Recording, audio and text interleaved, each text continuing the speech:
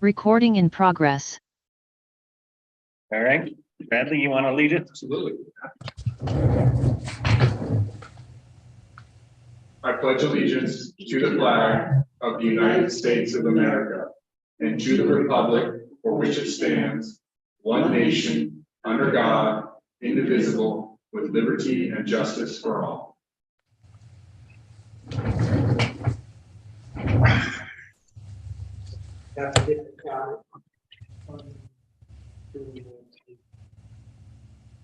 Hit got it?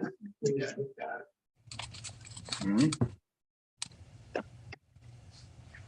we want to do roll call?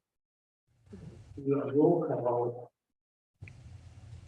President Redfern, I'm here. Vice President Jones, Here. Director Beard, Here. Director Van Pelt, Here. Director Halford, Here. all in attendance.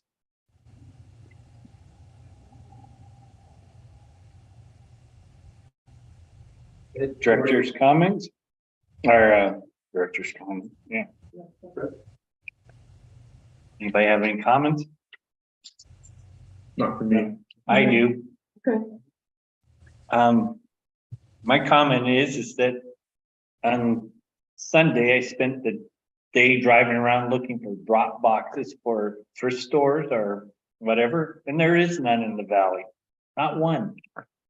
And I think we need one. I think we need to reach out to Goodwill or somebody to have something, because these little thrift stores here cannot take everything. And to me, it's a service, and it's a service that we're missing. May I ask that we put it on the agenda for the next meeting so we can discuss whether or not this is something we want to do? I think I understand, and I think it's an important thing to discuss. So I say, let's get it on the agenda. I don't see where it would cost us much money or anything. The only thing where I see it costing money is costing us money would be people throwing a lot of junk there and then not being taken away. Goodwill will often sit a trailer with a person there and have hours. So that, yeah, I don't know, but it seems to me the valley could really use that.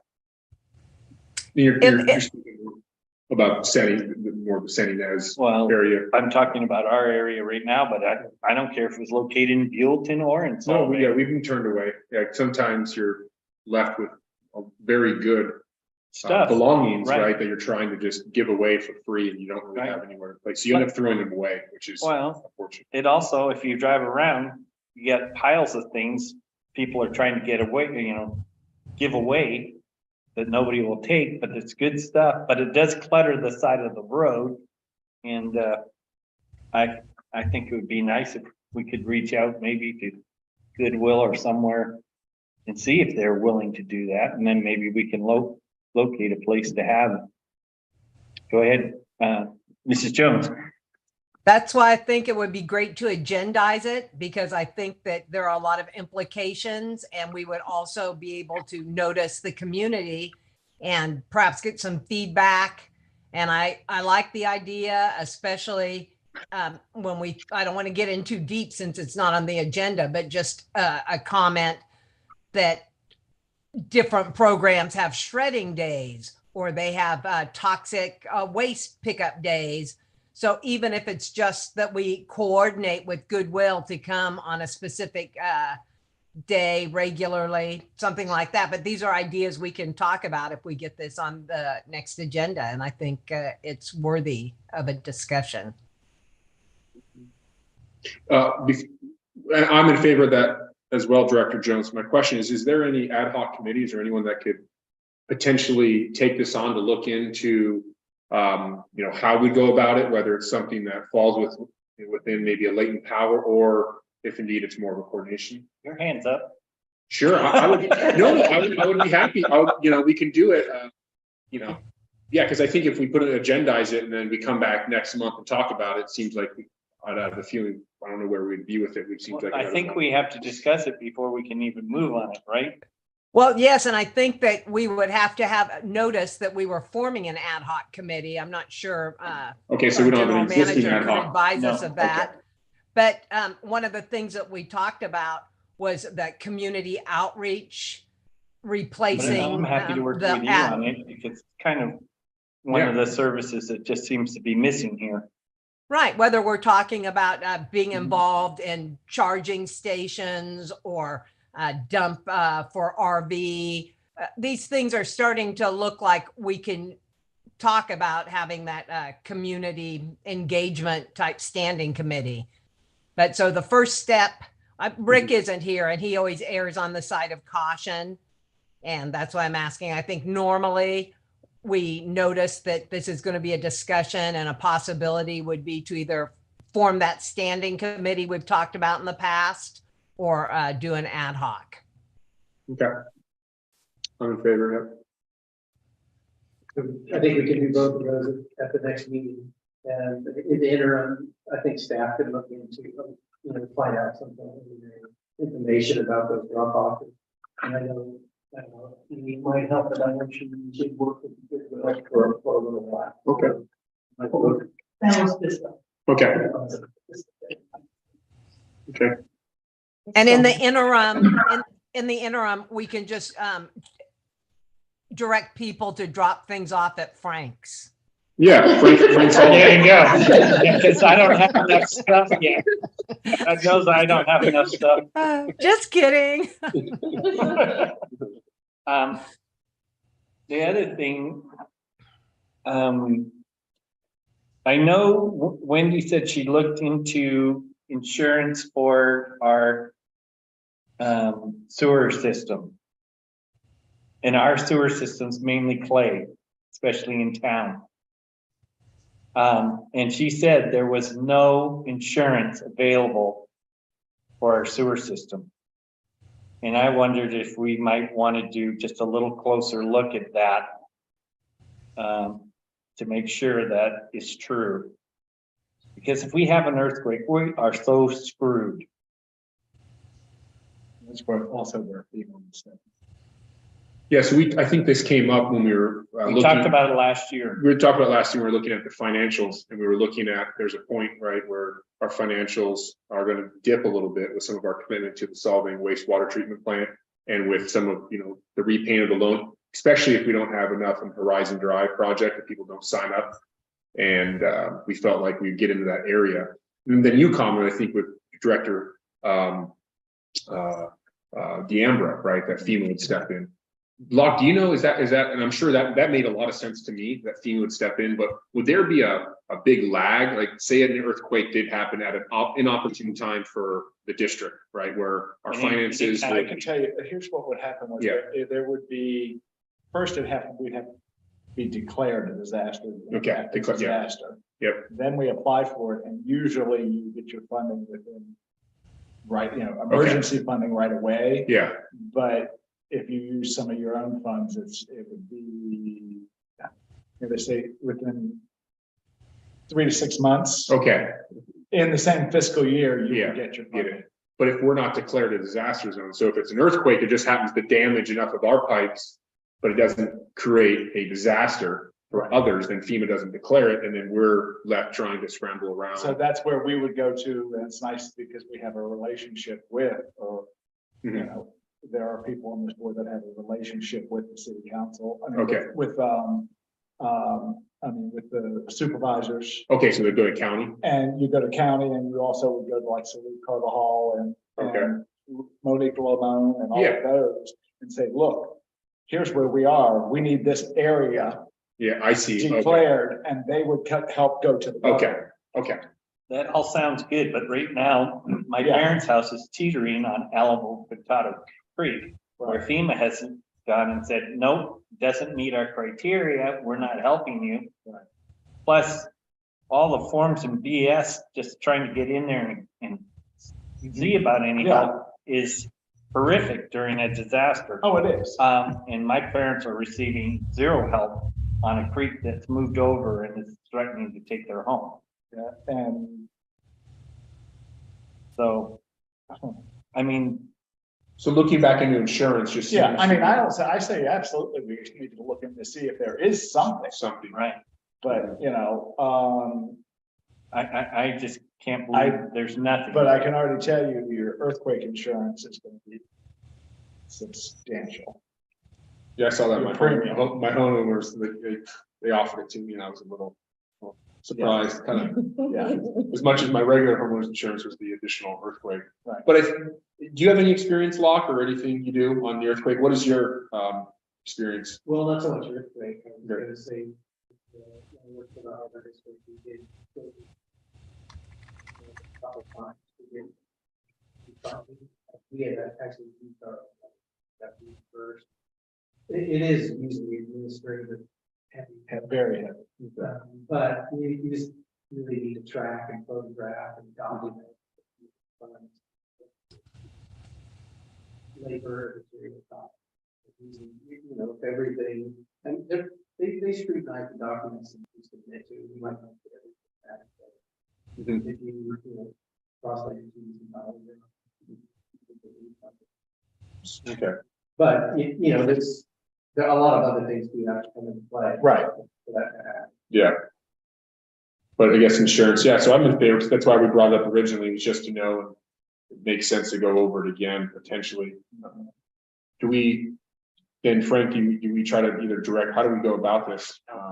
Look into it, is that something staff would do, or is it something that we bring up, agenda guys? I would hope that Locke would have some experience into looking into it, or at least have a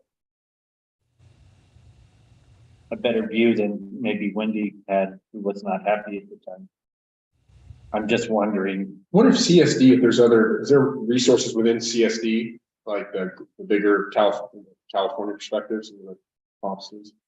They do have a cooperative insurance group as part of that, and that would be, like I said, probably start there. Yeah. Yeah, if we could get into co-op, that would be really good. But I think that we're leaving our butts hanging in the air without having some type of policy, because it is clay pipe and it's brittle. I mean, I used to have to be very careful whenever we tapped into those lines, not to break the piece, because it was very easy to do. And then we had to take out an 8-foot joint. I And should be able to talk to some of the people that I know that work with other agencies. See things like that. there must be something. I can't believe there isn't any. Are those clay pipes just legacy pipes, for the most part, when the lake pipes that are first laid, your sewer? Right. It was before they had the PVC. Everything was clay back in the day. Yeah. The water lines in Skyline Park. The water lines.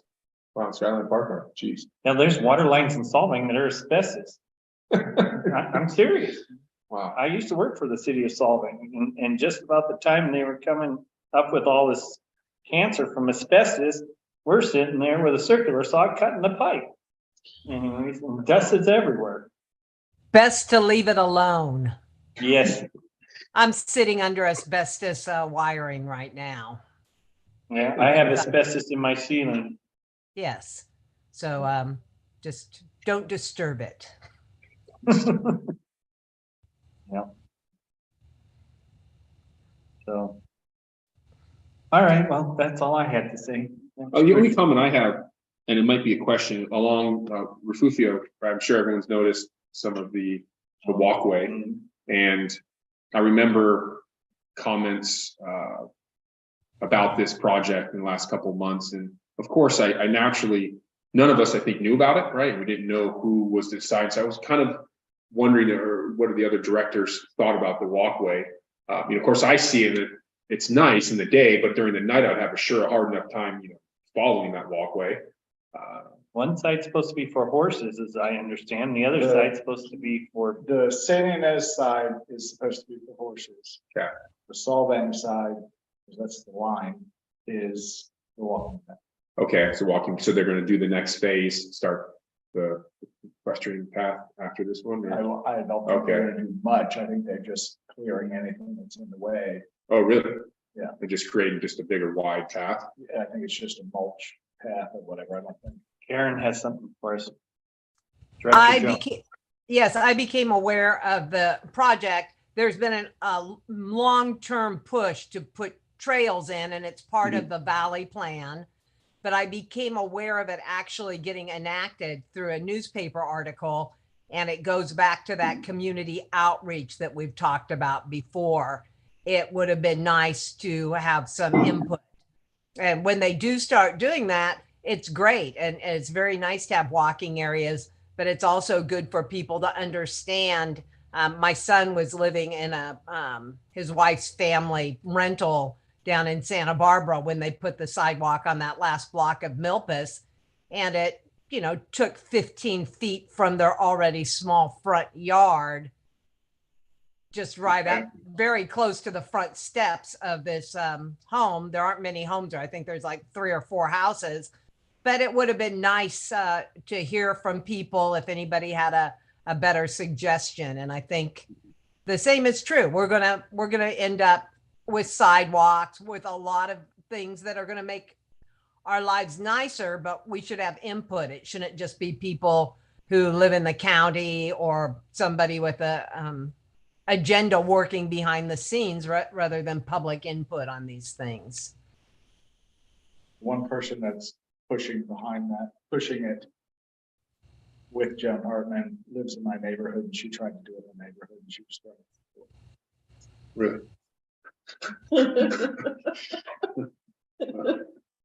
I don't know if you're talking about the same person that has approached me, but she was motivated because she had hit a pedestrian with her car several years ago. And so I don't know if it's the same lady, but she was hitting every meeting in town, from airport boards to school boards. Well, it wasn't walking paths in Skyline Park. She wanted to do the horse paths and make us take all our landscaping out and move gates and fences and Thank you, Well, but no. to your point, Director Beard, that's why, I don't mean to keep going, oh, we need the public outreach standing committee, but it's some of these things that I would like to have a say in. And I was at a meeting last week where I said something about the community service district to 4 ladies who have lived in the Valley for decades. And they were, what's that? The water board? And I said, no, it's the community service district. We mainly do lights and sanitation collection. And are you sure you're not talking about the water board? And they were trying to convince me that this board didn't even exist. And I think that we could have a role in representing our community. And I would like to at least investigate that. Yeah. Time is now, yeah. Do we have any public comments? Somebody that contacted me today. I was going to share their comment. Okay. So no public comments, no director's comments. We're done with that. They're calling in the lobby. Okay. Hang on. Managers report. Reports for general manager. We are going to have collection operator interviews on this Friday. And the 3 candidates, we had a total of 10. We had one person drop out. After that, those are the interviews. And I think the top 3, I think we could probably, could benefit from all 3 of them, no matter who's taken for that. So we're gonna have a couple of our own staff on that interview for you, and some other outside perspective, somebody that's been in the wastewater collection business for 25 years. and this is to replace the one position.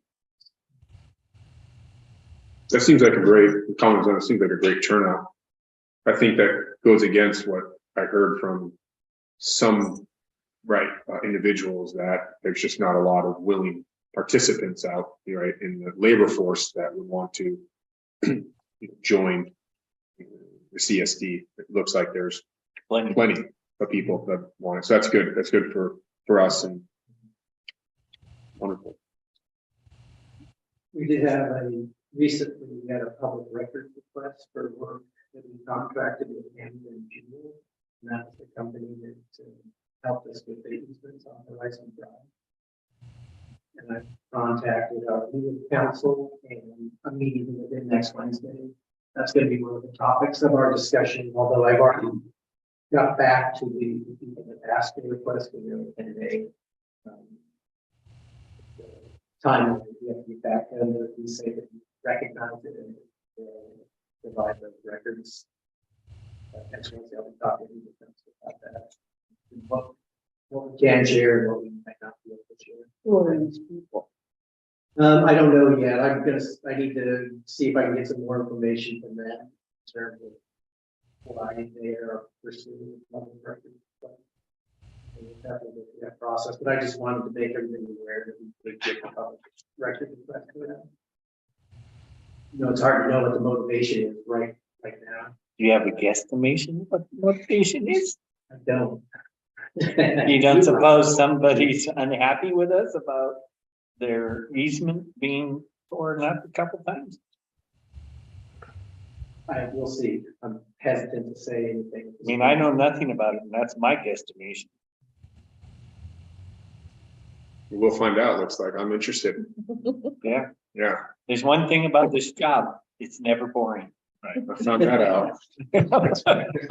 You know, for my own benefit, when someone would request, right, this information, is it more of the process that we would have gone through to select this company, or is it what the company did? I'm just wondering what exactly information that they see. Well,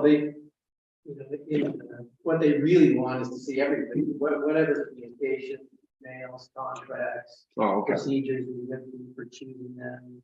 You know, it's a professional, so you don't necessarily have to go out to bid for professional services. So we'll find out but essentially it's a transparency Okay. as well, where anybody can pretty much ask for anything that is part of the public record.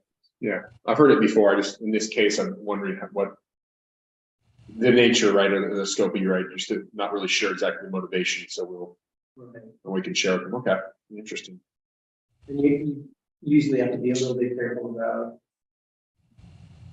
private information that might be a part of that. It could have to, there could be components that have to be redacted. We'll see. I'll have a better idea at our next.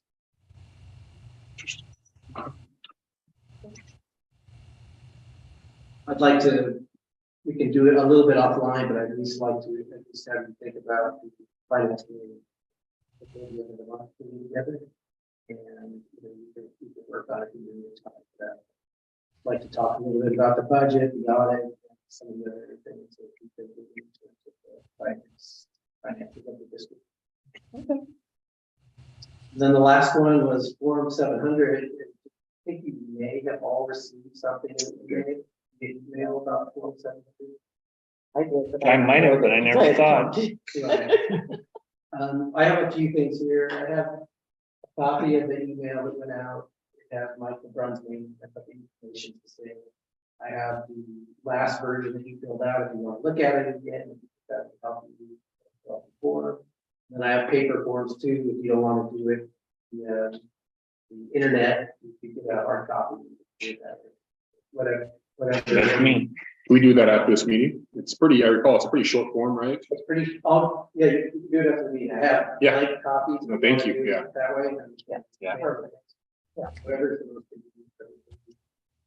I completed mine online. The most difficult part was logging in. Once I got in, then it was click, click, boom. Thank you. Done. Dr. Jones quite studious these days. Stop making fun of me. That's all I have to learn. All right. So we don't have legal counsel tonight. Nobody is going to be here at the next meeting.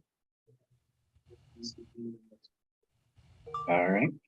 And then it's our secretary treasurer report, that's you also. That's, well, I don't have anything to report that would be outside of our future action items. Any committees have anything to report? Yes. Go ahead, Um, Karen. Oh, one committee will discuss when we get to the agenda item, which is the personnel committee with Director Van Pelt and I. But Director Redfern and I had a meeting. Did you make that meeting, Director Redfern? You were there. Mhm. The one with the redistricting, and more questions came up. So that is going to be part of our closed session with a attorney, but we're making good progress. The firm we're using is on the ball, and they brought in legal counsel that specialize in redistricting, because we definitely ran into some interesting issues that were not unanticipated. One is what our legal counsel told us when we first broached this subject a few years ago. It's very hard to single out a demographic, and we've spoken about that. Director Redfern said, what about if we do districts like a family district, separate people besides just racially? But it is something that we may end up deciding that there's an ongoing look at it, and we may not immediately do redistricting, but we need to, make sure that we're doing everything correctly and following our resolution or changing it appropriately. But anyway, that's where we're at with the redistricting committee. I don't know if Director Redfern has anything he would like to add. No, I think that covers it. And we had a wastewater committee, but we'll just cover most of that with later in the agenda. There's not too much later on in the agenda for that, with the wastewater. But I could go over it. I could mention it that you talked about it. Okay, yeah. So the wastewater committee meeting we met, and the driving force of that, although we talked about a couple of different topics, was after the rain event, we did have quite a few people call and ask us about connecting, but they were having some problem. In fact, the one public comment came in today was from somebody that represents the homeowners association off of Stadium Drive. And she was also wanted to express her interest in learning more about the possibility of connecting their residents to sewer. And we had multiple calls. And we had a few actually before the rain event, but then we had quite a few after.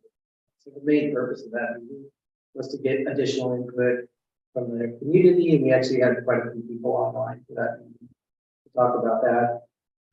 We didn't make any decisions, but we do have Cannon is going to help us put together something that would revisit the phases that were developed by Cannon in 2016, also possibly coming up with a preliminary estimate of what it would take to do all those phases at the same time. So it's still, still in motion, and there aren't any decisions, but we look to have Cannon give us some additional insight up to the total cost for that. So that was the driving force. Was that Lady Kelly O'Connor by chance? Yes. And is anything that we should agendize for another meeting? Well, I'm thinking that it probably would be beneficial to have another wastewater committee meeting and can back with the preliminary numbers, and then we'll use that as our jumping off point to have a board meeting and that portion agendized. Okay. And it seems like we talked a little bit about the wastewater. This is one of those things probably we need to be careful with the public outreach component of it as well, because we had all the people that are interested here, so it was very supportive, and hopefully that'll be the case across the board. But I think one of the things we did point out was there's a policy of the board that you don't have to necessarily connect, even though the sewer is coming down the street that you go Right. on. But if you do have a failed septic system, then you're probably required to connect to that system. I think the main thing is that we aren't required, and as part of our policy, that says we don't necessarily. So I think that's an important portion of the discussion as we move forward. We also talked about Horizon Drive repairs. We had Matt Vanderlinden at the committee meeting with us because I knew there was going to be some good discussion with the benefit and that we would benefit having Matt there. So we have an idea and concept. He's also helping us with coming up with some plans and some preliminary estimates on what we discussed, and that'll also be agendized at a future meeting. We talked about RV dump station. I got a call for that. And the last piece of information we discussed with the Chumash administrative buildings that are going to be built on the corner, like a construction job site sheds are now. So now that they're done with the cultural center, they want to start, they've started the preliminary planning process with that. One of the other topics of discussion when I meet with people council next Wednesday is they at least preliminarily proposed that the wastewater would go to their wastewater treatment plant from that administrative building. But that also brings up some issues that we've talked about before, where now this is a little bit different because that area is part of the trust. And there may be some implied requirements that we send that water to the solvent wastewater treatment. So that's what they're going to discuss with you down there. That I think from what came out of the meeting, and correct me if I'm wrong, was that there was some general support for the concept of recycling wastewater. It's just we have to make sure that our agreement in solving aligns with what our decisions are in terms of where the wastewater.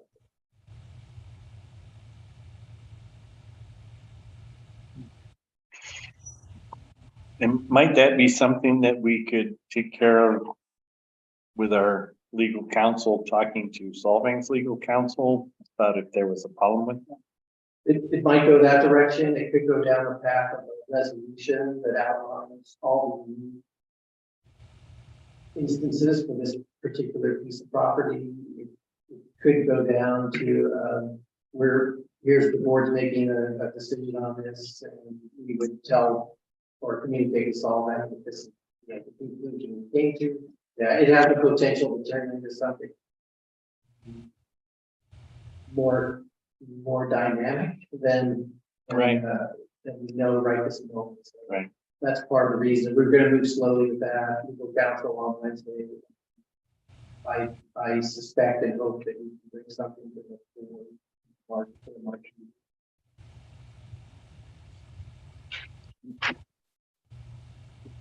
It was a good meeting. I mean, all around it was positive and good community support though. So that was Who all attended?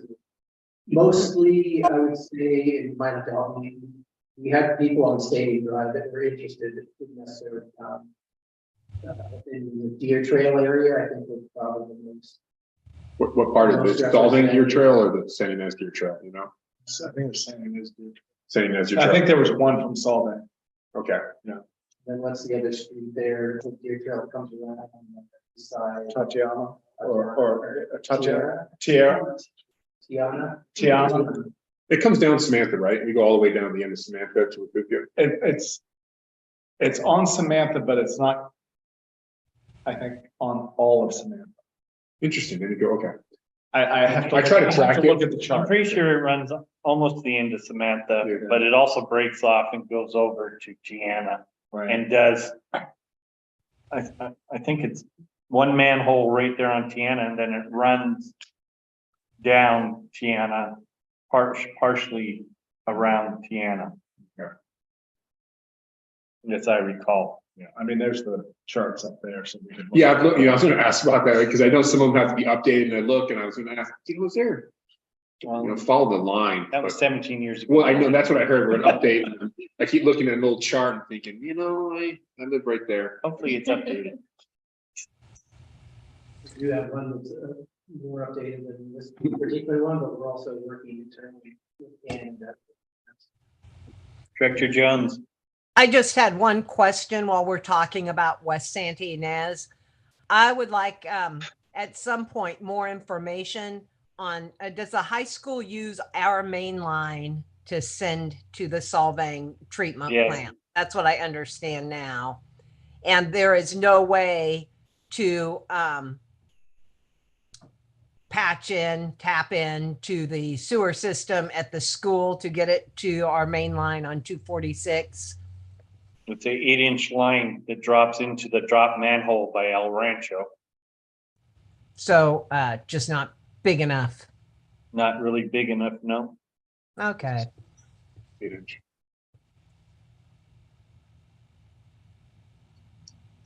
That is, all the communities we have. That sounds like an interesting wastewater committee and where it's going.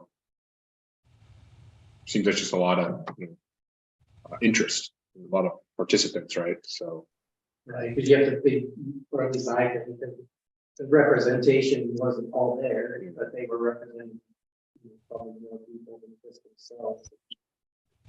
I get a lot more questions these days because some of my friends are figuring out that I'm on this board. And they're all, I went online and I saw your photo and I have a couple questions, right? Anyways, I think it's positive because more people are thinking about it. And for whatever reason, whether their septic system's failing or it's just come to light that, that they need to be more involved. So I'm glad that there's local interest in these areas. I have a purpose. That's right. Or One of many. All right, so do we want to start on our action items now? so consent. Consent. First consent item 6A is the minutes from January 2023 board meeting. I had an opportunity to review them and saw no errors.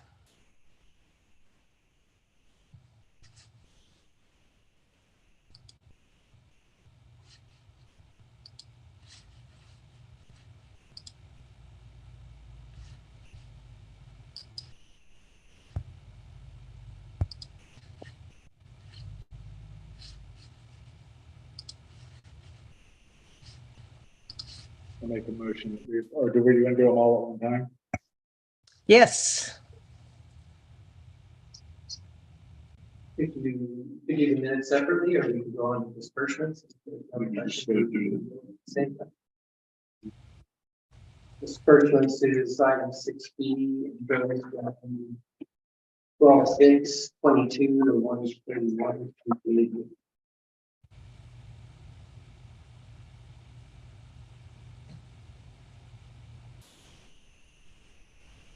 Okay, so why on the minutes should we still have Karen down with the president?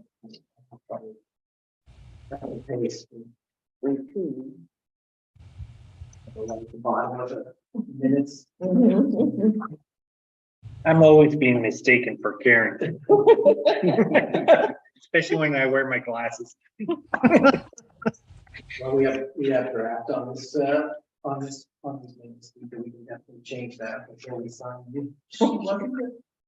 Wasn't it from January? No.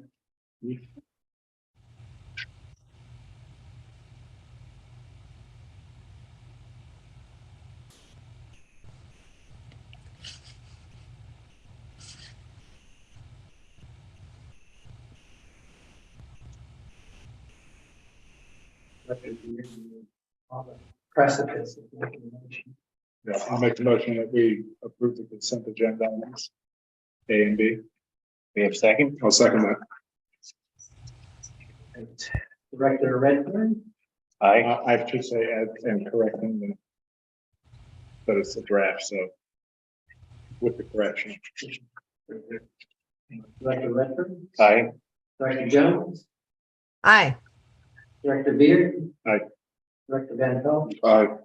Director Palace. Aye. Motion passes 5-0.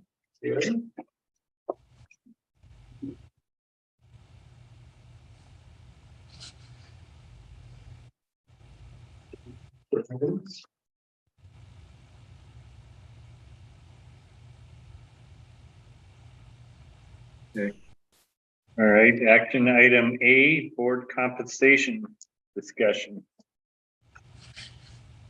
Long overdue. Long overdue. Wow. I found some compensation information dating back to 2007.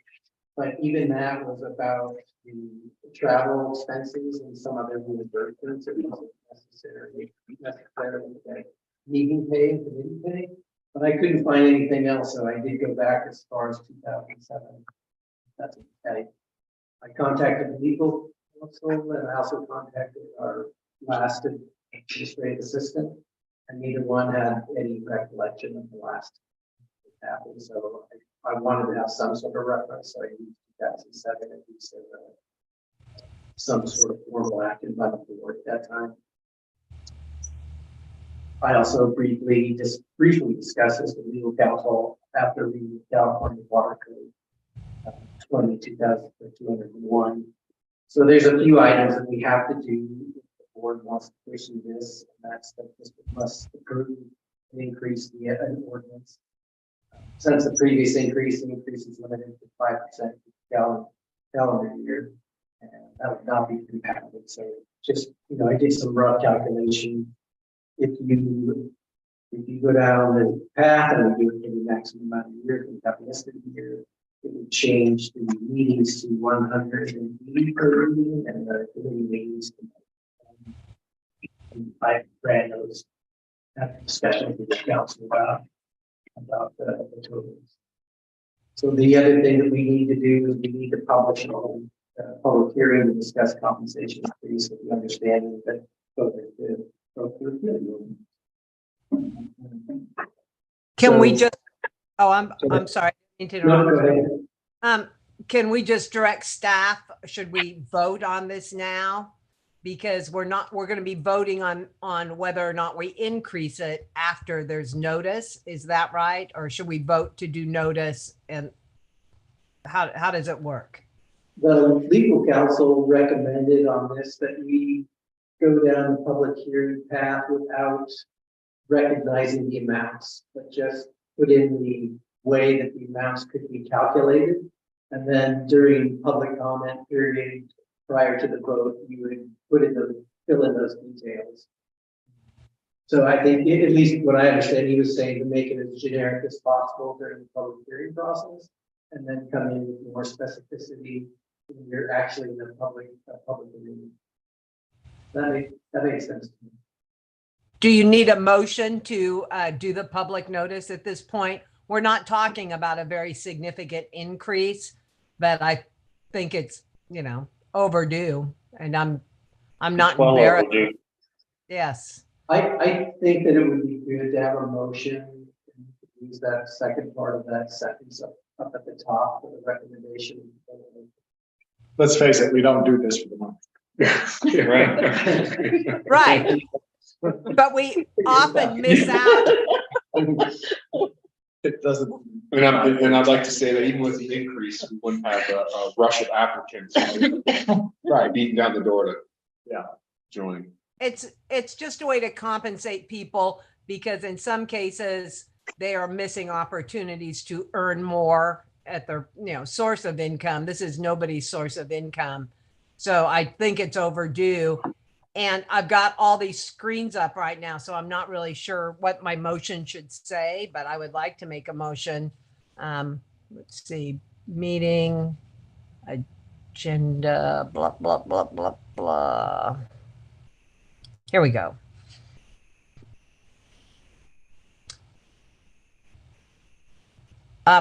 So I would want to make a motion to approve staff to begin the public hearing process. Is that what I need to say in my motion? Yes, that's Yeah. perfect. Okay. It would probably just add on the end to begin the public hearing process to consider board member compensation. Okay. Then that is my motion, what you just said. Every time I go to another screen, As so stated. I get lost. Yes, thank you. Do we have a second? I'll second that. I just have one question. It says 2007. Do we know for a fact that 2007 was the date?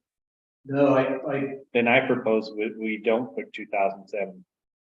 what I did find was there was information that was a board decision in 2007 about compensation, but that was the last I had seen But it wasn't, looking through the record, but it wasn't about an increase in.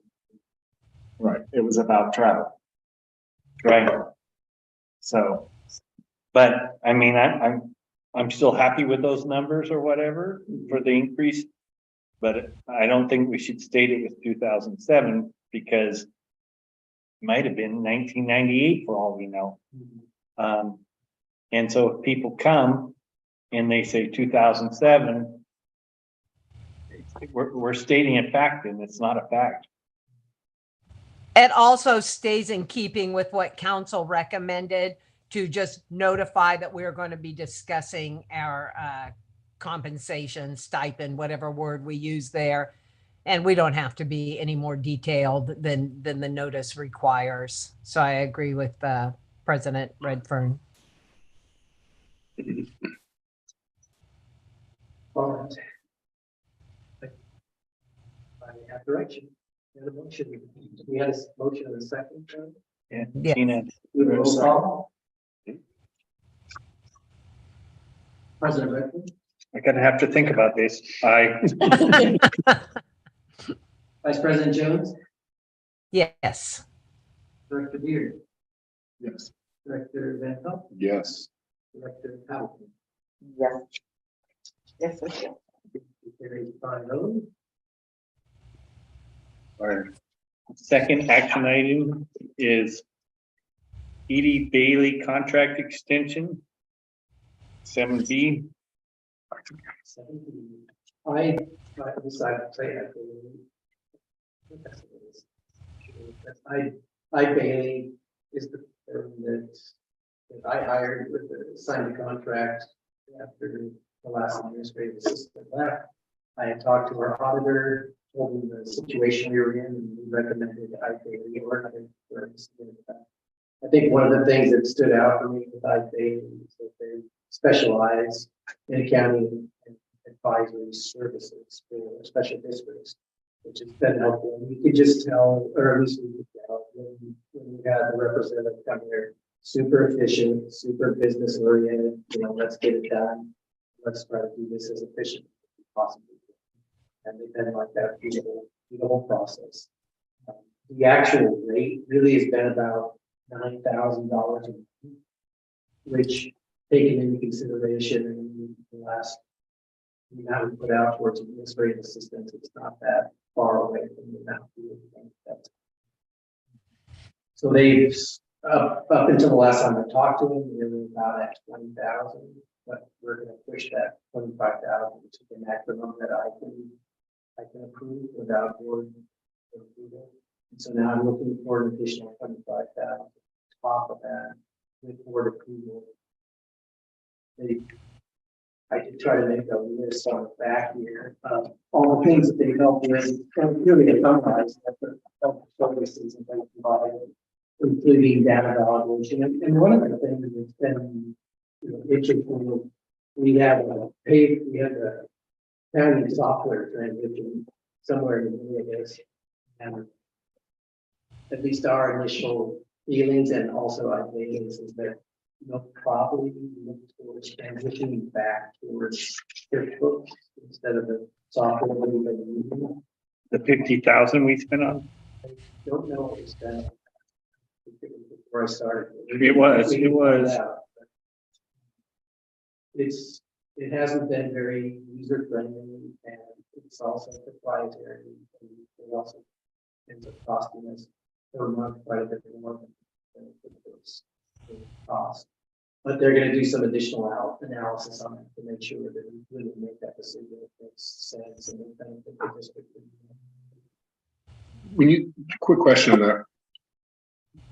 The user-friendly part, is it user-friendly for laymen or is it not, is it not user-friendly for the layman, but user-friendly for an accounting specialist?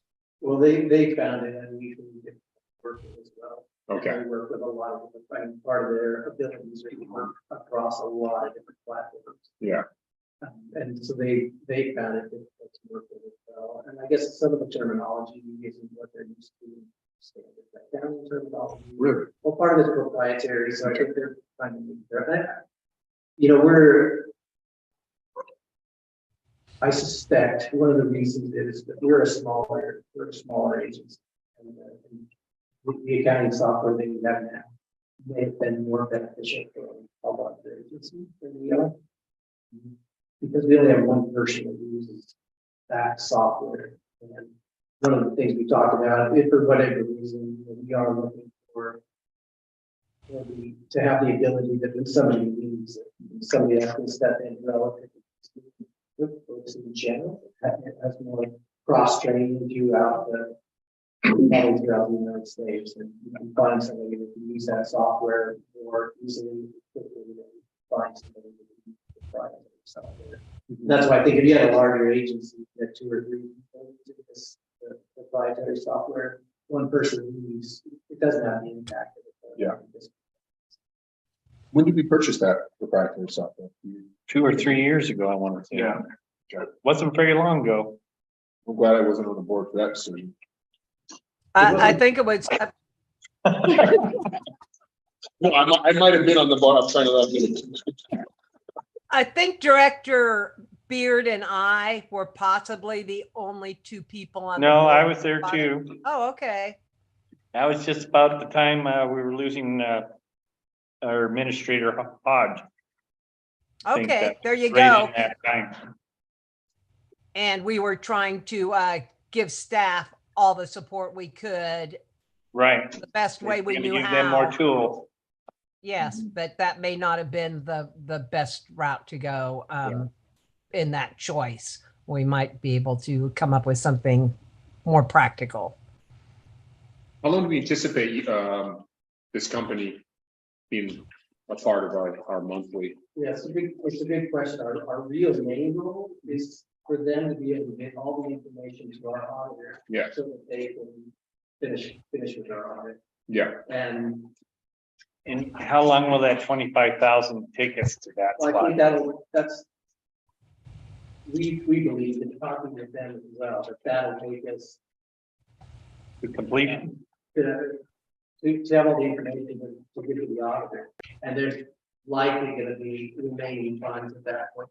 And I think they're doubling what they did initially to be able to give us that cover in case something comes up that we're not aware of. One of the things that I propose to do with the finance committee is to have IFA zoom in with us. We talk about some of the things they're doing. That will give us the opportunity to ask some more questions about what does the timeline look like. I think we're getting close to having all the information. And it went beyond auditing, right? Some of that stuff, the stuff that was on the back of that page was just payroll and that crossover between, we crossed over from Black Mountain Software, QuickBooks, and so that made things just a little more difficult than it might have been if you use the same software throughout that. Yeah, it's like a little bit of consulting, but I think if you have a good feeling about them and they're acting in a professional manner. I know Jean's had a chance to work with them quite a bit too, from more than I have probably. And Jeannie, she would also concur that they're super professional. Yeah. She is the person we've been working with. It's just. sound like my county. So, Here's the list of things you need to do. but they are going to give us a presentation. Well, we could have them do a presentation at board meeting. But what I was thinking is that the finance committee would maybe come in and do it. Give us some more detail and give them the opportunity to ask questions. Some of those would be minor related costs. Are you looking for a motion then to approve? I think so, yes. Well, I'll make the motion to approve our general manager to make an expenditure, an additional $25,000, totaling $50,000. I second that motion. If you have a motion and a second. I would still like to see their presentation, just because my hands are a little sore from being slapped about the computer that we bought, that we're not using. I think it would be wise for us to at least hear their presentation. Well, and I think that was part of it. One of the, I'm good with it as long as we get the presentation too, so we know we're getting bang for our buck. right, one of the things they were gonna do is some sort of cost benefit analysis of keeping the software or transition. Yeah, because my understanding, Mr. Dreisler, is that we're the additional $25,000 is to get us right to the point to where we can do the audit. This isn't necessarily. When it should be, they're getting it so we can hand it to the Yeah, auditors. Yeah, but it doesn't have anything, you know, but we'll get the presentation, whether we go back to QuickBooks.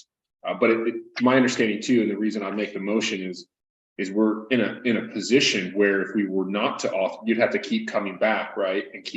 And so we would be constantly asked, are we going to approve this expense?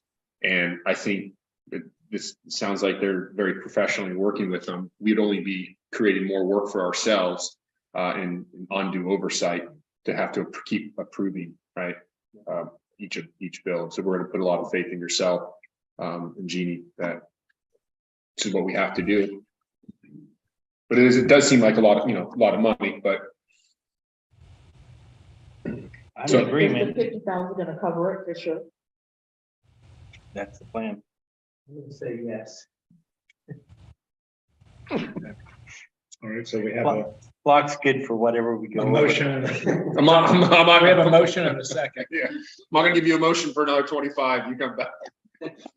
Yep. So we got a second. A motion and a second. Who's the second? That was, Karen. Fine. Yeah. President Whitmer. That's our next item. Oh, no, No, we're voting. doing a roll Aye. call. Vice President Daniel, Aye. Director Beard. Aye. Director Van Pelt, All right. Director Patrick, I, 5-0, motion carried.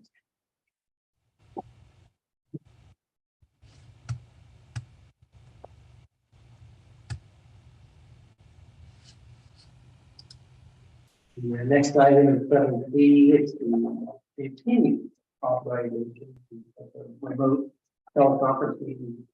And the one item that's unique about that is the first item of the recommended motion. It's just a note, a notation about as of March 1st, 2023, this is the one. And we're going to talk about what will be available in information item. The upcoming information items after the okay. Do we need to discuss this any further? Can we get a motion to keep it till March 1st or whatever? Go ahead. I would make that motion. We can always discuss it after the motions, if we get a second. I'll second that. You have a motion and a second. Is there some additional discussion about the motion?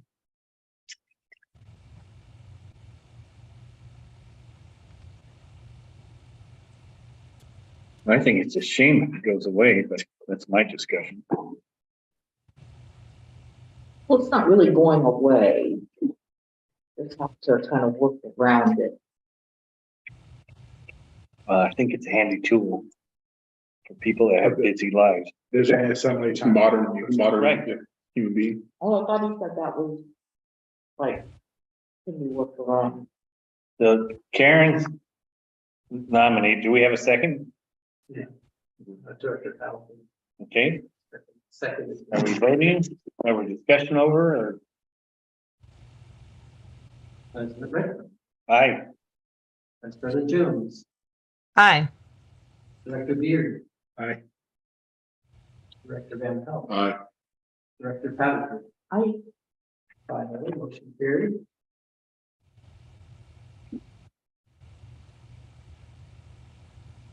So now we can discuss, right, what we're expected to fall under March 2nd, right? Or March 1st. Well, after this, last action item, 7D, then we have information items and one of those. Okay, sorry, I must have, yeah, I must not have been listening, I apologize. So next, action item is general manager 6-month performance review, 7B. Director Van Pelt and I were on the committee and we met telephonically and discussed this and also communicated via email, looking at different comparisons. And I'll turn it over to Director Van Pelt. I've got several screens up of different comparisons that we used, but you can take it, Director Van Pelt. Yeah, we also met in person here in the boardroom for a Yes. few hours as well. So we've had lengthy conversations. We even brought this up a little prematurely at the last board meeting. No, not us. Yeah, and council told us, you know, the proper way to go about it. I think in short, we're extremely satisfied. We said it before. I think securing the right employee at the right pay scale is extremely important in these times. And so it was recommended by Director Jones and myself that we go to a wage that we had previously discussed as a board and previously almost approved, unanimously approved as, you know, as a board. We didn't feel that monkeying around and trying to drive down the salary was the right decision the board should take. Instead, we should show our appreciation and make sure that we secure a general manager to help us ride out some of these shaky times. That was, I believe, what we discussed in our recommendation. Do you want to add anything, Director Jones? The only thing that I would like to add is we are a unique agency because of our size and because of what we do.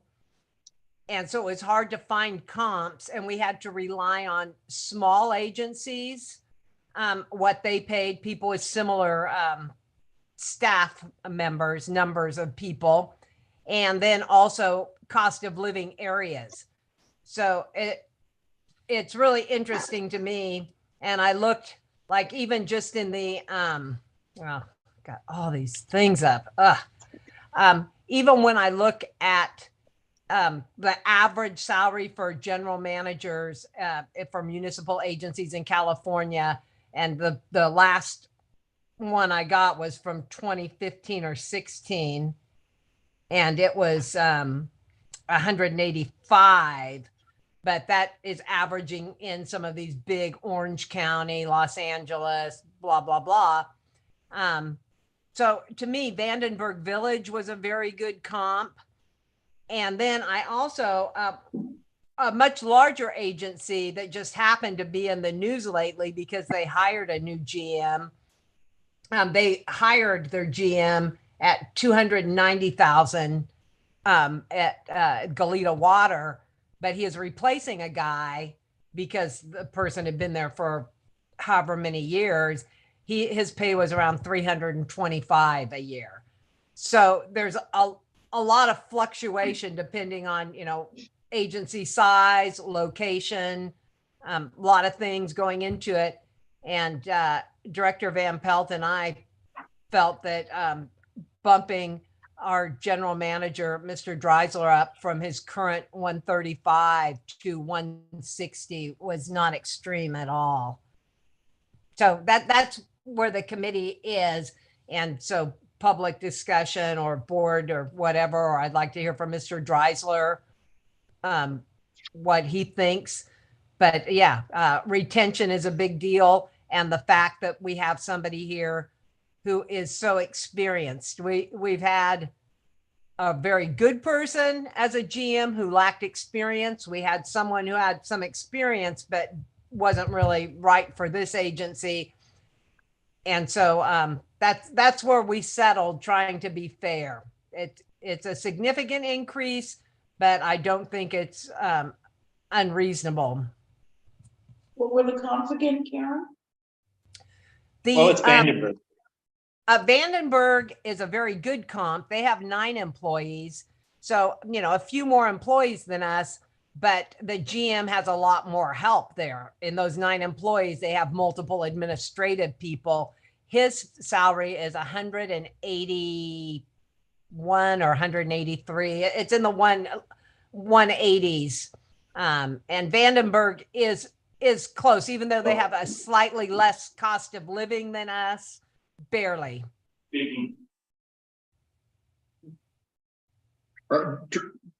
Director Redfern had to step out to take a phone call. Director Jones, that's what you're. So Vandenberg was 185. And, Yeah. Sorry, go ahead. okay, I just pulled up my Vandenberg so I could get it right. okay, great. And what is their, how many, connections are they servicing? Does it say, or homes, or? It doesn't say that on the Transparent California that I have. Okay, Director Paddleford, this was confusing. When I look at comps, and not that I have a great experience with compensation, there's no easy way to look at a comp because there's no agency that falls right into, hey, they do the exact same thing we do. They might be a CSD with a lot of different powers. They could be a CSD servicing, right? They're more people, but not doing any sewer.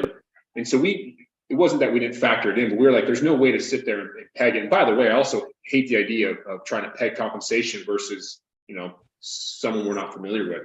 And we thought what was, for us, not only just what we'd spoken about as a board, and what also potentially gave room to continue, right? If things go as planned, right? We didn't, go so high that we felt like we were putting ourselves in a position to catch some flack from any of our constituents. So we were, we tried to get up to a level that we had already right before you joined the board, right? All 5 board members together approved what we thought. We approved, we spoke about it. We were very happy and very comfortable at that level, felt that was a just salary for our GM at that time. And we thought that was more than just to offer to Mr. Dreisler. So yeah, it wasn't perfect.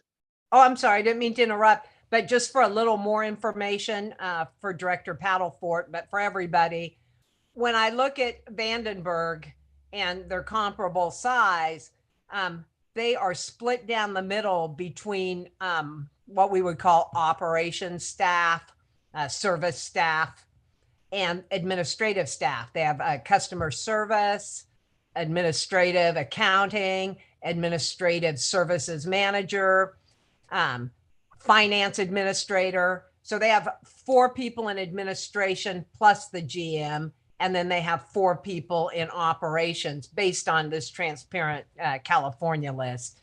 And this is for the year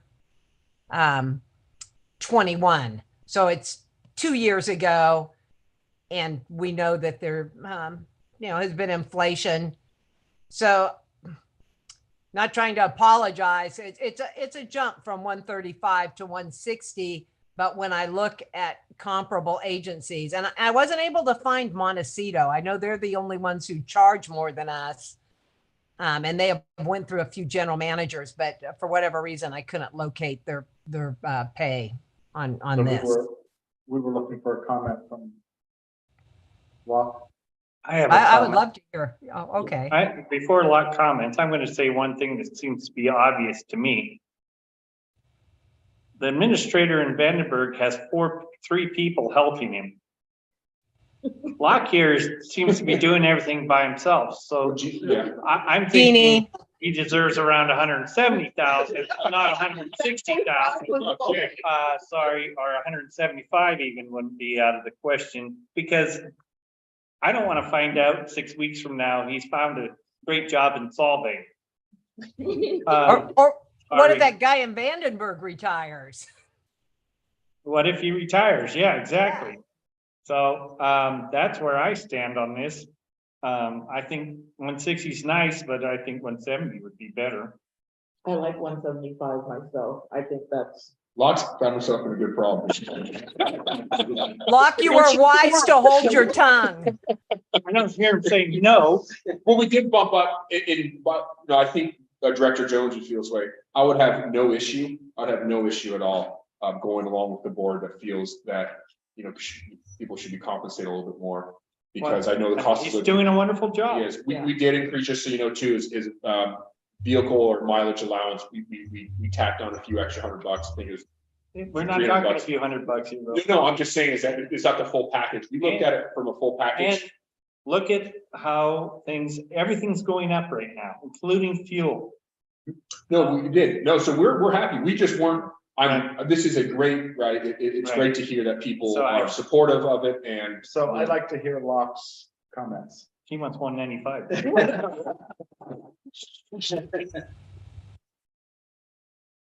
Well, first off, I do appreciate the amount of work. Just try to find the comps that are comparable. Not that easy, I know, it's gone down. But I'm super appreciative that everybody's happy with the job. That it makes, you know, you talk about the salary and benefits, but one of the things that makes the job is that. Right.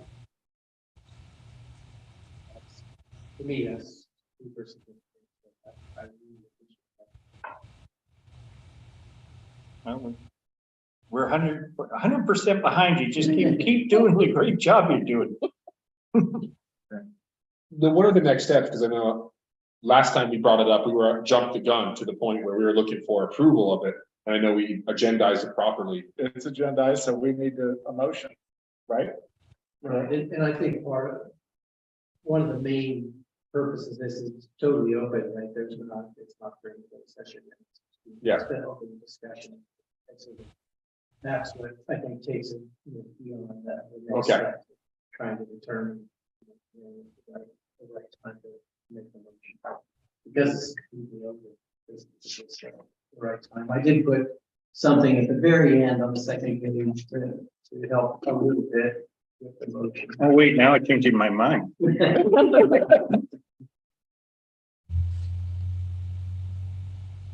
It's just as a guide. Oh, is the Rosenberg's rule of, No, it's in a motion, it's made, it's just identifying myself as the thing. Oh. And then report on any salary change or benefit change. there you go. Well, I would like to make a motion for Locke Dreisler, our district's general manager, to have a salary change agreed to by the board. Now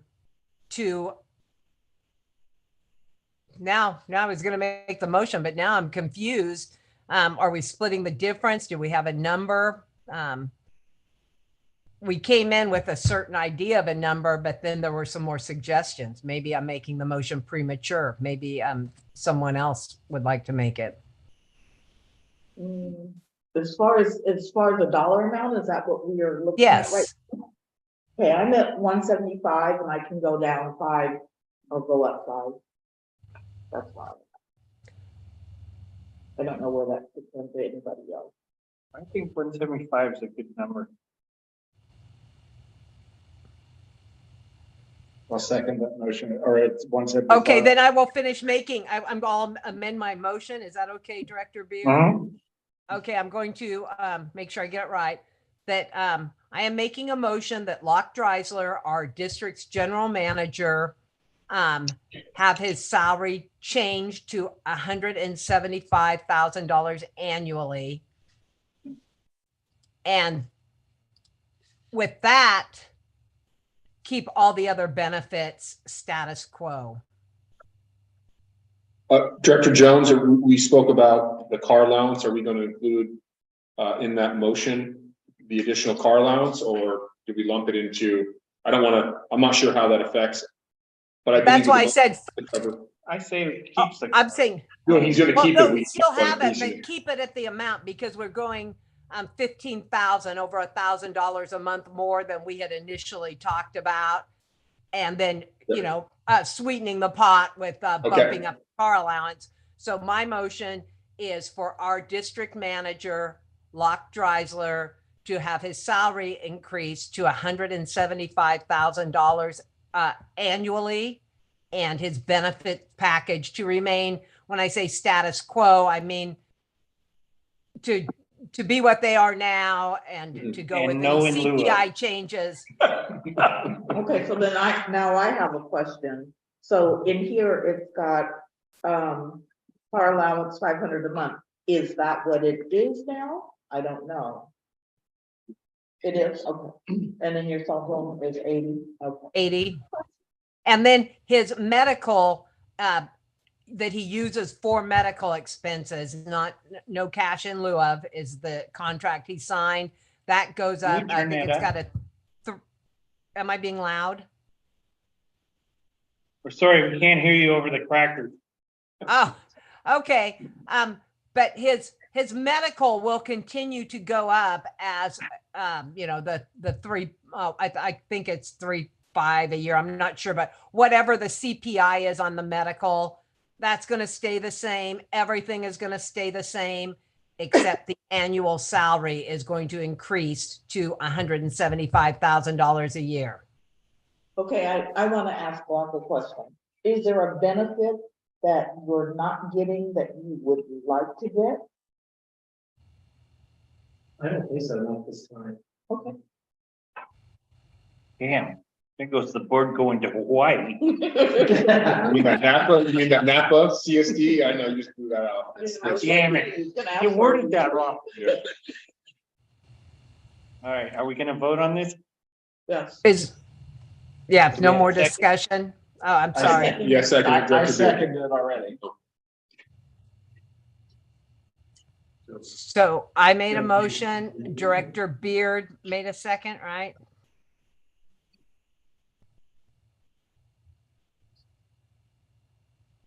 President Redfern, Great pleasure, I say aye. Vice President Jones, Aye. Director Beard, Aye. Director Van Pelt, Aye. Director Palaver. She wants chipped it next month. I really thought you were gonna mess with it. You earned it. Well, Yeah. And don't worry, we're going through the Teamsters again. Jesus Christ. I need to appreciate myself. on the back. Okay. I put the ring in. Oh, okay. I've got another one if you want it. Okay, so now we're going to informational items. Yes. Yeah, we know lasagna is quieter than potatoes. That's right. Oh my God. I'm about half deaf, but I can hear that really well. Maybe because I'm on a diet and can't have carbs. I never heard of Korean barbecue tips before. This is a real treat for me. All right. The remote board meeting, we just talked about AB 361 and more after March 1st. But there's a new, we did talk about this previously, and I tried to make it easier to look at. I guess AB 2449. So I broke it down into the two sections, and I tried to highlight the things that are most significant about this assembly bill. But one of them is to notify the board at the earliest opportunity. That's just so we can get that on the agenda if we need to. But there is an exemption if you look at item C, 1C. The legislative body, that would be us, may act on that at the beginning of the meeting. So let's say, like tonight, if we have a director that couldn't come in but didn't know that until the night of the board, we just have to act on that. Yes, this is a part of the board procedure. We make a motion that they be approved to be part of the teleconference versus the meeting. The other thing that's significant about this, there has to be at least 3 board members at the board meeting, so we have 4. And then you must have a general description. So what I tried to do is break it down. So if you're going to go down this path, then we can look at the other remote access rules that are required. I think the top end talks about the ways you can do it and what you have to do. And then the next part is what we would have to do as part of the meeting. Some of those things we've been doing often and well, so there won't be too much change once we get to this other remote access. But this says down here, it says basically you could only do it for 2 meetings a year. Right. That's the So you have highlight to area. choose wisely. Choose wisely. So there were a couple different options, but the one that only really applied to 20% of the rate. We have 12 meetings, 1 per month. That would be 2.4 meetings. So that puts us in the category of we can have 2 meetings per year. We could round up. I thought about rounding up too. Yeah, we already passed 2, so that translates to 3. But Darren? I have a question. Does this also apply to committee meetings? well, that's a good question. The Brown Act does apply to all meetings except for the ad hoc committee meetings. So that's the split there. This would apply to the standing committees, but not necessarily to the ad hoc meetings. At least Well, that's my Okay. And then with the standing committees, we will, we have an opportunity to schedule them at a time that will work. So we don't have to worry about that. If we don't, the regular meetings are the tough ones. And just right now, I'm using one of my 2 in March. I'm going to be in Austin, and there's no way I can wait until the 15th to leave. Right. Can we vote on just dumping this thing? I mean, seriously, this is BS. Well- It's hard enough getting people to come to these meetings. Well, the other one is on the back of the page, and this is what we've done previously, the 61, 80, whatever. So there's, at least as far back as I can remember, there's always been this option to teleconference in, but you have to conform to these requirements. So this is a little different than the 2449. So most of it is the noticing, and it would really helpful if we could get in before we publish the agenda that you're going to do this. And what this is meant for is when you do things like travel. Yeah, but the very first one says a quorum of legislative bodies participating remotely must do so from the locations within the agency's jurisdiction. Right. Well, that could be 3 people in the board. Here. That would work here. And then so 2 other could. Yeah. Okay. Okay, there you go. And this is something that Rick reminded us, I think, of last week, is if somebody is teleconferencing, the roll call has to be that type of vote, which is fine. And the meeting must be, some of you must have done this previously. You have to post the agenda on your front door. Technically, it has to be available to the public to be able to attend. So Bradley's in Germany, hang it on the front door. Right? I'm in a hotel room somewhere, right? Just hang on the front door, open it up. If they want to come, they can sit down on the, shared summer room. I Do do we- need more. Do we have to clarification. translate When you're for in those Germany, meetings? can we just do the entire meeting? No, we can't. Go ahead. My question is, we've talked about this and I'm still not clear. We are still able to use our old way of just as long as notice. So by giving this notice now, is that going to be one of my 2 times a year? Or is this, since it's going to be on the agenda, that I will be participating from 631 Harmon Hills Drive, that won't count as my 2? That's right. Yep, that's exactly right. You don't Okay. have, yep, you can definitely go back to the way we used to do it before, and that will count as the 2 as outlined AB 2449. Oh, okay, so we have a choice. Yeah, you have a choice. And that's because Karen's still within the jurisdiction? It doesn't count as No, it's a- because we have a quorum here. Oh. Of If you're 3. informed inside. Inside the jurisdiction. And as long as she gives advance notice, which would be helpful so that we post it on the agenda, and as long as she posts the agenda on, That's what you have to do. Because Be able to- It's gonna be Post it. affecting you and Karen the most, I would say. but this is easy. It sounds like we can conform if I know, especially if I know I'm gonna be gone. And one thing, if my babysitter Right. ditches on me, and I have 4 kids, I can't show up, but You could bring them.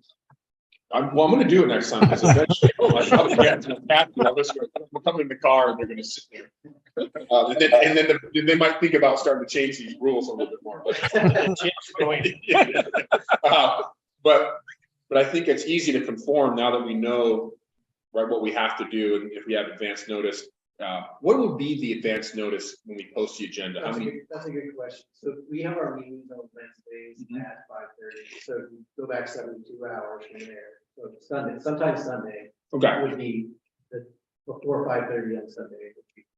Our normal, what we used to do, they post the agendas on Friday night, yeah, okay. but they don't really have to be posted until Sunday. And most of that is because should have it all done Friday, so you don't have to do it on Saturdays.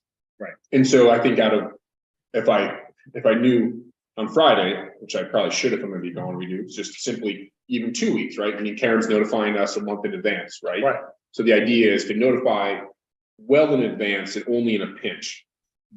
Notify last minute. Right. And by all means, Sunday at 5:30, but that would be a bad, because are you checking your emails Sunday at 5:30? I hope not. I hope. Actually, Locke does.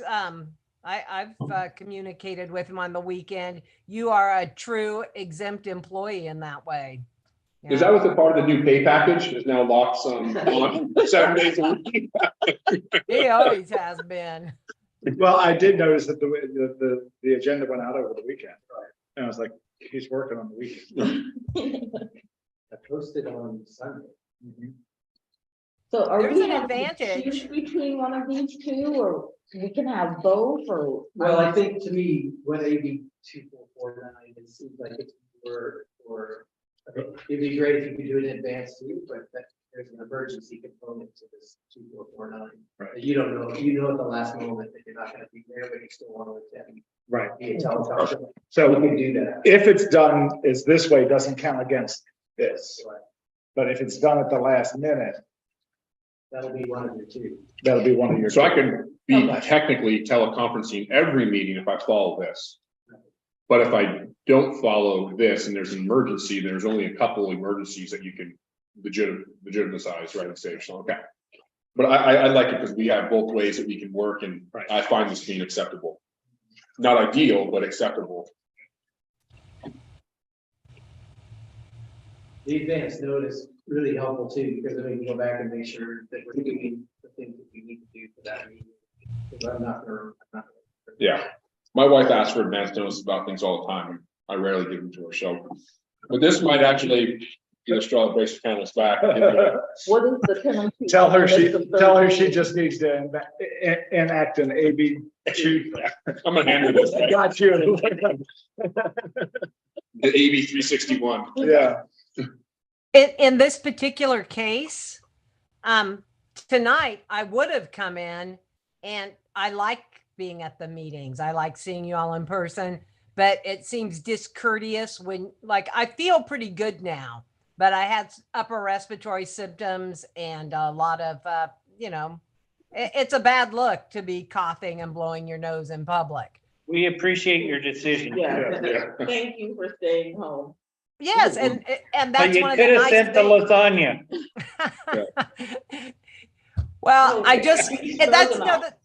that's the Gee. nice thing about the Zoom meeting is if something comes up and it's like, I feel good enough to participate, but it's going to be rude to go sit in a corner with a box of Kleenex. But doesn't happen that often. So I think this is going to cover us, and I will send you an email with the address also, Locke, but I definitely will not be here in March, and we'll be back for the April regular meeting, and the committee meetings I can schedule around my travel. And send us a picture of what's going on posted on your door. We want to see the agenda. It's a big deal. It's not just South by Southwest. There is also my middle son's 40th birthday. So I wouldn't want, my daughter is going back also. So it's one of those family things I wouldn't want to miss. Enjoy, Karen. Thank Yeah, you. your middle son can't be the same age as you. Gotta know how to throw the butter around. Yeah, you really know how to put it on thick there. My oldest son always jokes and says, "We're the same age, Mom. Knock it off." Okay. So we're moving on to 8. No, D. before we move on to 8, I wanna ask for staff to find out what the penalty is if you miss the 2 meetings. Because You're off the board. There isn't a penalty. No, our board has a rule that 3 failure to appears, no notification, and you just don't show for a meeting. If you do that 3 times in a year, the board can begin action, but you have due process to say, hey, I was in the hospital, my house burned down, blah, blah, blah, lost my I mean, you phone. can miss a meeting. Mhm. Also, but you need to notify that I'm gonna miss the meeting. Well, we had Yeah, a member, when Director Oh, yeah, Beard, that's what I get. I was talking Which- about the conferencing part, because No, it's all mixed in together. oh, you mean if the entire agency misses a meeting? No, No, the. Oh, total- just people, because Director Beard served when we had a member that just stopped coming, who had a really advanced health problem. And he kind of just fell off the map despite people trying to find him. And even in that case, after not attending meetings for several months, it was a bit of a legal process because we are elected. And so we, rightly can't just try and throw people off. Oh, missed 3 meetings. That guy's got to go. But that's what our policy, and it may be state law. Okay, yes, but you could notify and say, I'm not gonna make this meeting. Karen, I'm always gonna be your there. glasses reflect your computer. It gives you a very cyborg look. Oh, I know. And that's what I mean. My Zoom updated, and usually I can do some blurring and my backlighting and blah, blah. And I just had to go with it. I'm like, Oh, oh, okay. yeah, it's very spooky. But then I took my glasses off and I can't see anything. I can't zoom in. front. You didn't want to sneak off into the bedroom and zoom into the meeting? Right. Really? Wow. Yeah. We've no Are we dedication. ready to move on? Yeah. Okay, Okay. okay, we're moving on. The last meeting, I presented some capacity fees that did not have to have board approval to go out. It's more of an automatic increase that happens effective January 1st, 2023. And the calculation, I added a second 2 columns on the right-hand side. But the engineering use record for construction costs is our reference to determine how much these costs are. And the amount was 5.7% in the use record, and that's from October to October is what we reference. So you can see what the increase was on the right-hand side from our cost previously. The one that we use the most, and it's at the top of that page, is a single family dwelling for the scheduled capacity. You can see that it's up about $569.75 It went up $569 per house? per hour, yeah, Ow. from 9,000, from just shy of 10,000 previously. And then you can see the rest of them are also impact, the rest of the costs are also impacted. So I just want, we talked about that and I didn't have it for the last meeting, so I did want to. So I don't think I'm following. You're saying that the sewer cost per year has gone up $569.75 per year? No, this is the capacity. So when somebody comes in and they want it. Oh. There's other fees associated. Right. And we've seen that the last meeting, we had an installment plan for Calzada. And so you can see the different fees that come into play, but this is one of them that comes into play, and it did rise $600. So it went from 10,000 net from about almost 10,000 into about 5. Sort of like that. And you can see how that impacted the rest of the cost. But obviously, the single family well, is the one working. And if I'm correct in this, 'cause even though I've been on the board 2 years, I've always working my way around this, is when you have a pipe outside of your front yard and it's already been laid and it exists and you're on septic, you're not paying for, you're paying for a connection charge, right? You're not paying for that. You're not going to even pay for a connection charge. If the pipe is just stubbed out to your property line, no. Oh, but if it's not, okay, how about it's not stubbed out yet? So it's, or like, say you have Horizon Drive or some of the larger, right? Because we actually had to take into account the loan that we took on, the $1.3 million loan. And so the connection was roughly almost $70,000 per household, right? 20 households, is that? By the time you add some of the other fees in there. That's Yeah. what it was. But if you wanted to say you were just, again, you're on Samantha and you still haven't connected, you're on septic, your septic goes, and you want to connect, and There's already a connection fee schedule for that area, correct? Am I correct? Yeah, but it goes up Yeah, you yearly. have to. But it goes up yearly. it goes up with it.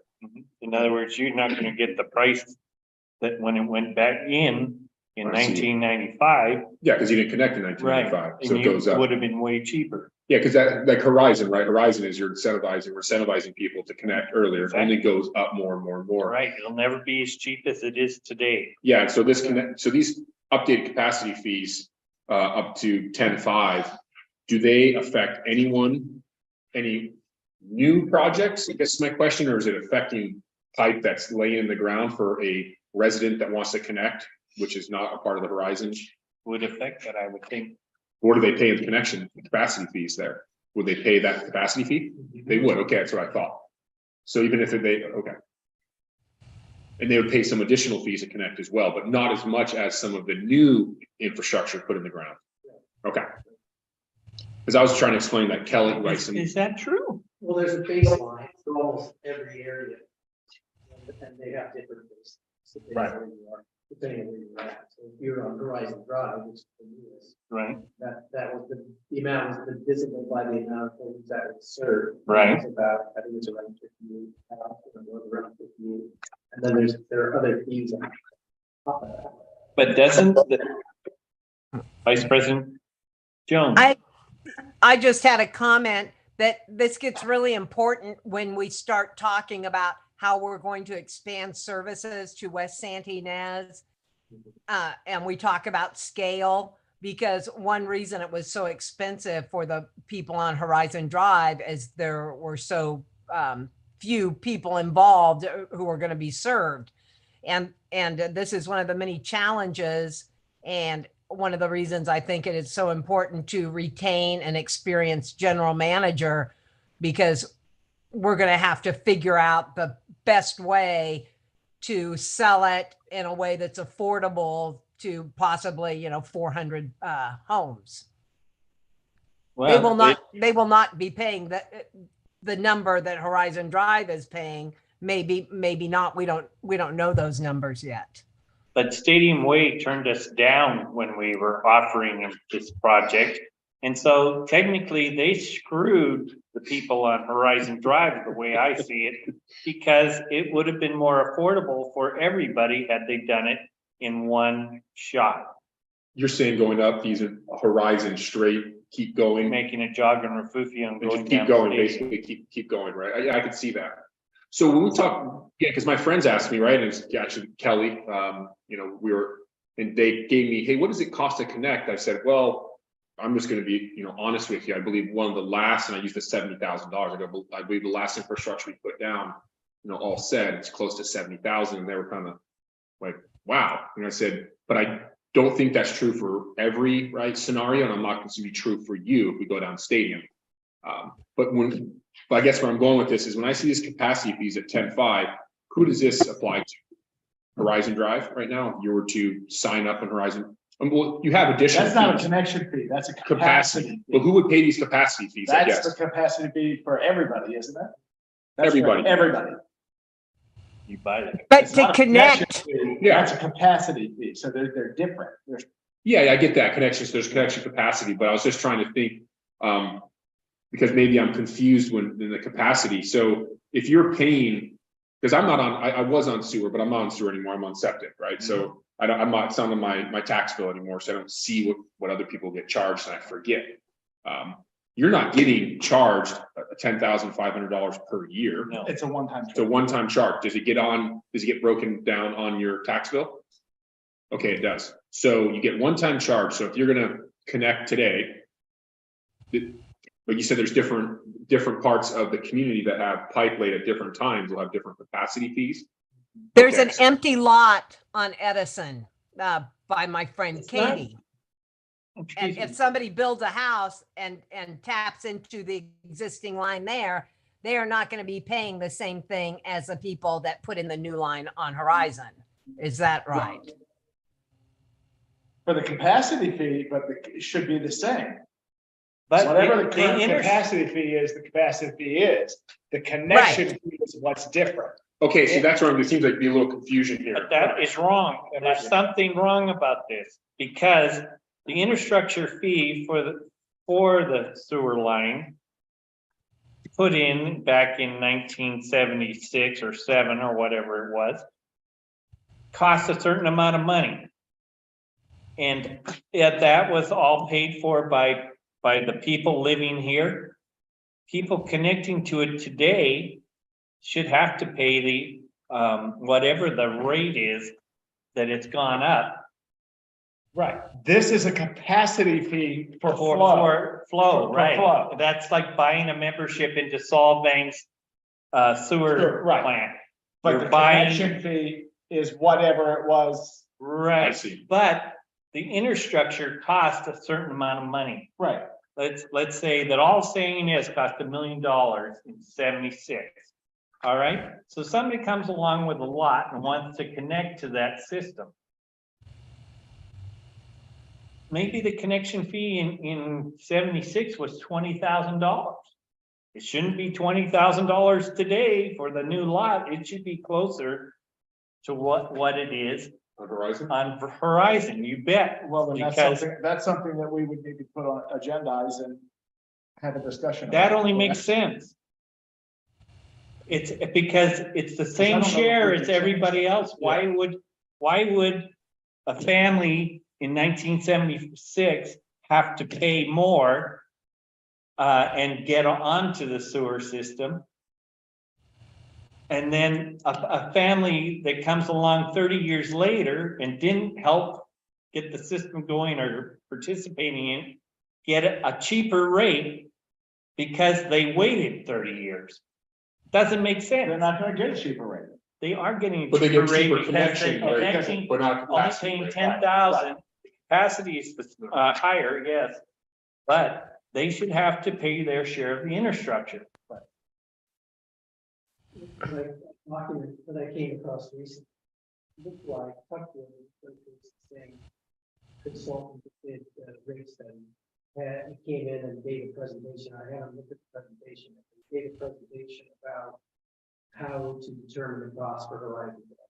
And I haven't looked at that presentation yet, but I have a feeling that whatever Tuckfield and Associates presented at that time to the board took in some of those considerations, but I'll have to go back and look at that. And see what's there. Yeah. Because when Horizon connected to the system, they were buying into the infrastructure also. They're paying for the pipe. They're paying for the Right. pipe. Well, the pipe Not had already just been laid their previously. pipe, but the pipe that continues to take their affluent from San Dakota to Solvang. Right. Now, the gentleman that just built the house on Coesta, I am not sure what the charge was for him. Do you know the White House I'm talking about next to the Four Friends Inn Village? Yes.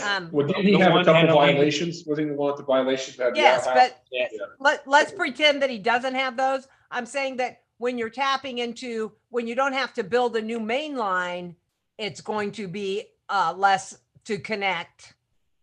So I guess that's where it drives back to my original question on this, right? Which is open to discussion is there's different connection fees depending on when the pipe near your house went in, but the capacity fee is the same. If you want to tap in, regardless of what pipe you're tapping into, the capacity fee is set today at 10.5. Right. That's that one-time For charge. residential. It's gonna be higher next year, but your connection fee and other fees could be lower depending on where you live in San Ynez, though it's, whether it's fair or I not. understand, but Okay, I just wanna think make if that's true, we need to look at that. Okay, So it's good you brought it up. yeah, well, because people Well, are when- asking. I don't. Yes. Idiot. Rick Battles is very good at breaking this down. And so I think it would be great to have a discussion with him. He knows his stuff inside out. And there is a list. We talked about it a little bit last week or last meeting, I think, about like if somebody wants to install a place to dump their RV.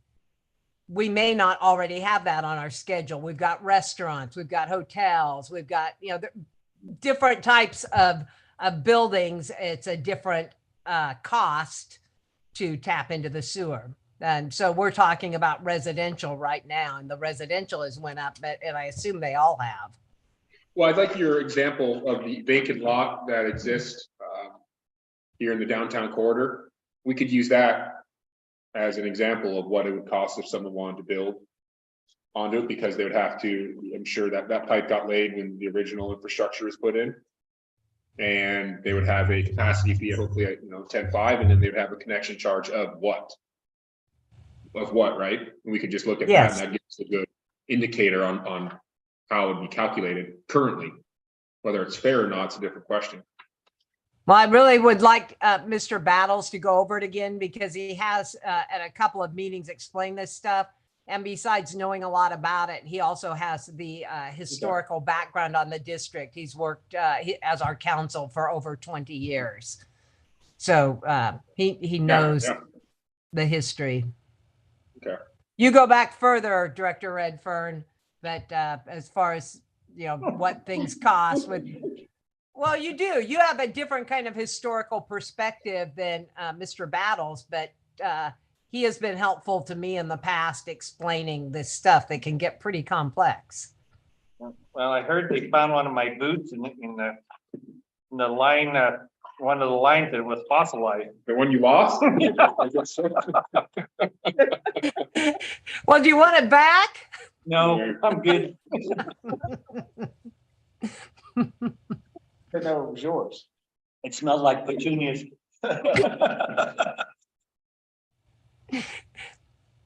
So are we done? We're done. Yep, looking for a motion to adjourn. I motion we adjourn. I second that motion. Like a board that's in agreement. No. All right, I motion. And President Redford, I Vice President Joe, Hi. Director Beard, I, Director Van Pelt, Director Patterson. The meeting is adjourned. We are still recording, so. That spot, we're gonna turn off. Okay, this is going to be my shortest goodbye ever, but nice seeing you. Bye. later. we miss you. I miss you. We're really missing you right now. Thanks for your work, Gene. Oh, sure. For you? So are we done recording? Recording stopped. So one thing that I'm enacting on our water board, which I'm proposing, we have to do a rate increase. We haven't done one. in What's this 7 years. resolution? Oh, I'm so sorry. This is, this is Yeah, the, well, we're not an HOA, we're not an HOA, we're a water company. You already have your own. We have our own water Uh-huh. supply, so we're a mutual water company and roads. remote meeting, there we go. Oh, Is a $10,000 This is the fee, verbiage that has been on all the resolutions. a $10,000 If fee. Here he crossed out, for it's not for 30 a days, it actually ADU. ends on the Oh, first actually. screen. And we don't have an annual increase, I'm also putting in there an annual increase. Because basically what we see here, you get right in, right? Right now, we had 3 ADUs go in the last 2 years. did we have some? And there were sucking more water with no fees. You have a blank one? Oh, I have all these right here. I will hand these out. You can sign one. Do you have some mine that's already filled? Thank you. I'm just gonna go ahead and fill that some. I'll go. Yeah, you do. I'll do that too. See, do you want this one right here? Director Beard? I'm sorry? Yeah, this right here. You can do this. That blank one? Yeah, it's a blank one. That would make things. Oh, you're gonna do it easier. online, okay. That's easy. I did mine online before. Yeah, I did it online, but I figured, I'm gonna stay, I'm gonna do it, and then someone's gonna be chasing me. Well, see, what I do is I leave it marked as unread. Okay, So, do you like to get through all your unreads? yeah, oh, yeah. Yeah, you're that type, yeah, I have to, I get it buried, I'm like, once it's gone, I have to go looking for it. no, I keep it as marked as unread until I handle it. Nice, Because my computer will say, this is how many days old. no, I like it. It comes up and tell you, you haven't, What program do you use? it's, Outlook, I think. Just, yeah, Outlook, yeah, it has it. Yeah, or it just tells me, okay, it'll flash and, give me a red sign that say it's, well, actually, let me even think about it. Is there a blank one still here? Everybody's gonna. You've been talking. Do it. No, there's more blank ones right up there. Yep. I dropped them, what did I? Eugene might have. Is this a blank one?